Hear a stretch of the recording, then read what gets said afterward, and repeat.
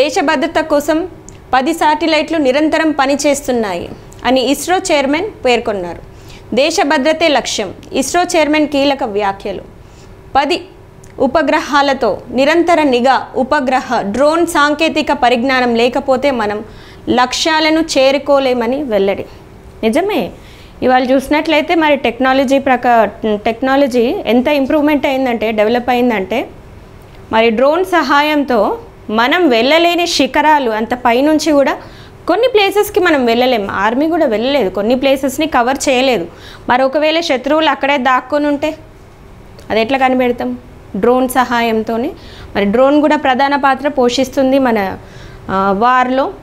యుద్ధం జరిగేటప్పుడు మరి వాళ్ళు ఎక్కడున్నారు, శత్రువులు వాళ్ళు ఎక్కడ దాచుకున్నారు, ఎక్కడ వాళ్ళు పన్నాగం పన్నుతున్నారు, ఏ సందులో ఉన్నా, ఏడ దాచుకున్నా కూడా తీసుకొని వచ్చేంత శక్తి సామర్థ్యం మన ఇండియన్ ఆర్మీ దగ్గర ఉన్నది. వాళ్ళు దాంట్లో డ్రోన్ కూడా ప్రధాన పాత్ర పోషిస్తుంది.